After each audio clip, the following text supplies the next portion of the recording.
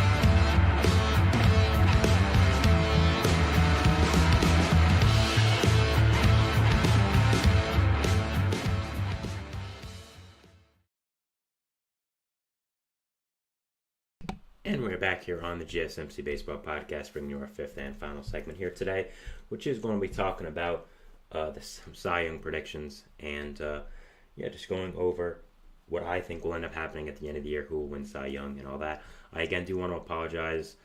I did actually press the stop streaming button on OBS, which is very unfortunate. I don't know why I did that or how I did that, but I did. And now the stream is starting again, so obviously you'll see two streams here. I don't know why OBS doesn't have a feature where it confirms you want to stop streaming. It's just there, so that's unfortunate. But continuing on with the show here, I am going to be going over my Cy Young predictions, who I think will win it, all that, top three, honorable mentions, all that good stuff. So yeah, going over, and let's start off with the American League. So third place I have for the Cy Young, Logan Gilbert.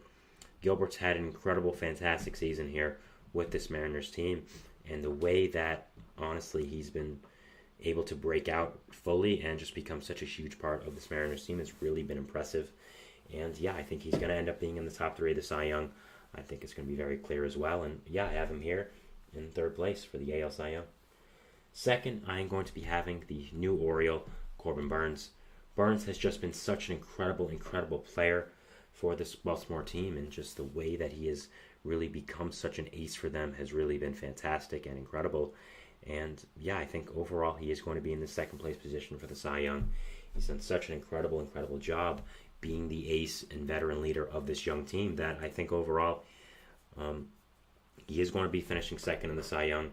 He's going to parlay this into a huge deal in the offseason. Of course, as a free agent. Apparently, Ken Rosenthal thinks there's like zero chance he returns to the Orioles, which is kind of crazy. So I'm sure there'd be a ton of teams lining up for his interest.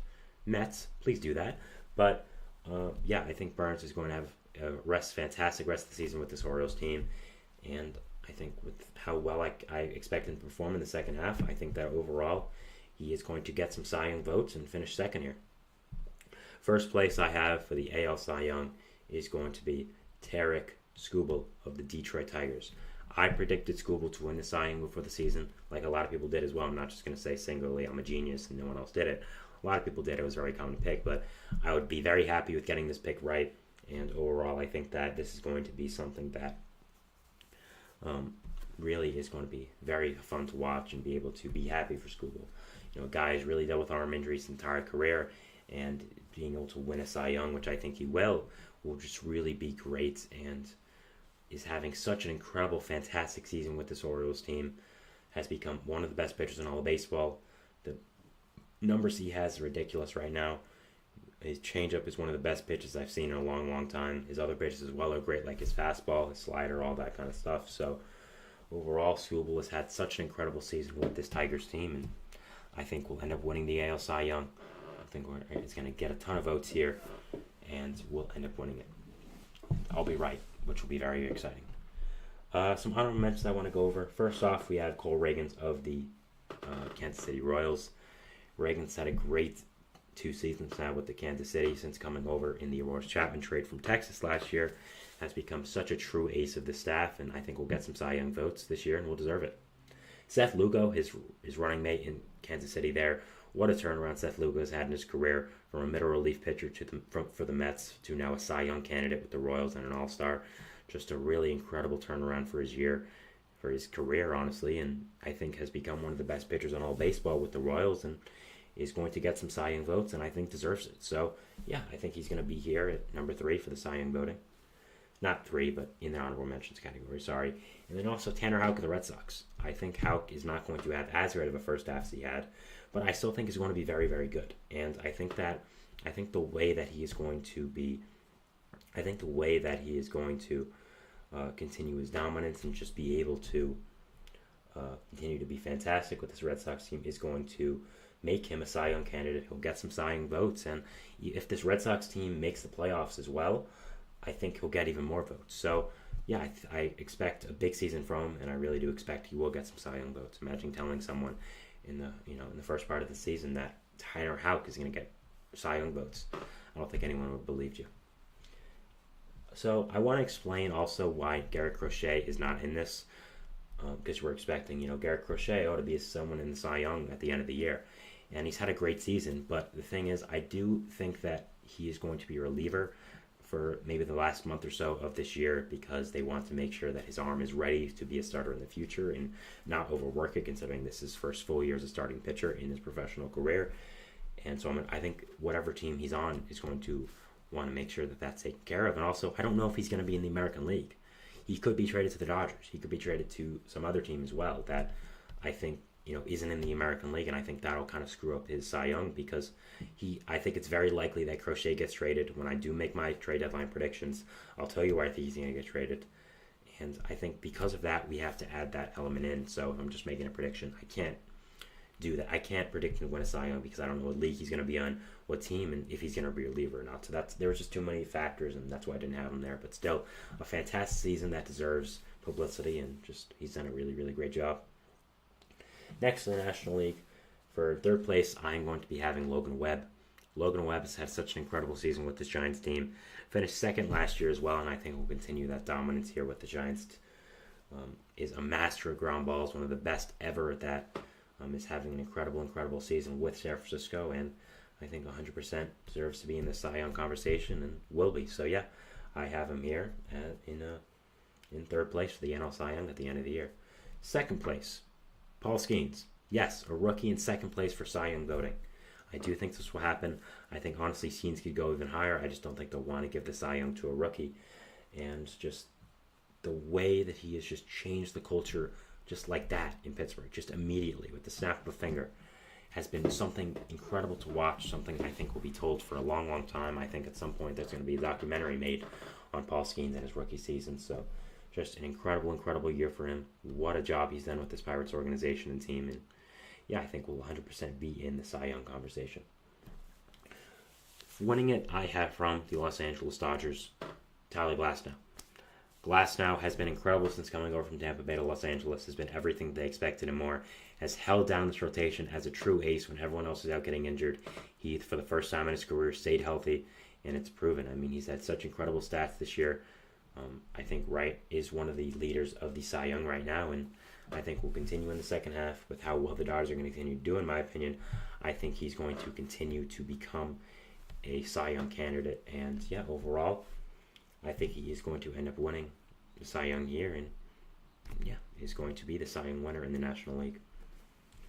For some honorable mentions here, I have Chris Sale of the Atlanta Braves. Sale right now may be the guy who is going to win the Cy Young if we're having mid-season grades, but I think he's still going to be solid. I just don't think he's going to continue how well he did in the first half. I do think there is just going to be some regression.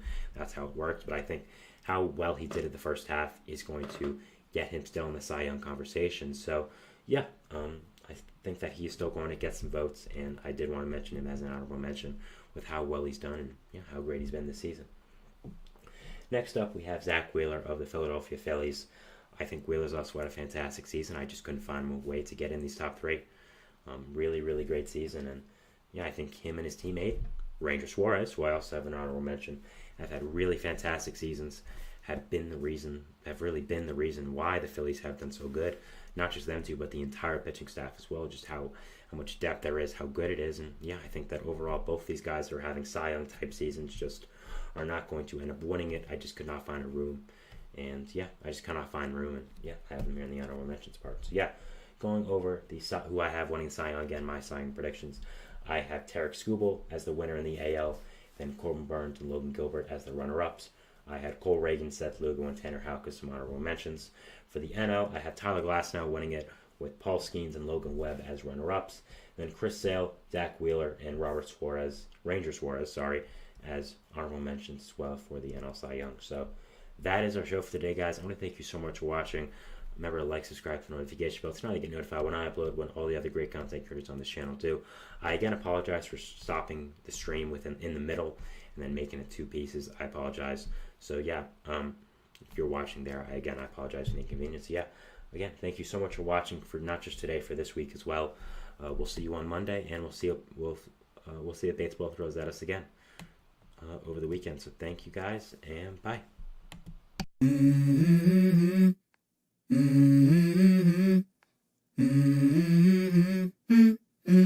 Let's go. I wake up to a little bit of drool on my pillow, feel like it's gonna be a bad day. Yeah, I'm tired of shit, and the coffee ain't hit yet, damn, ain't that great.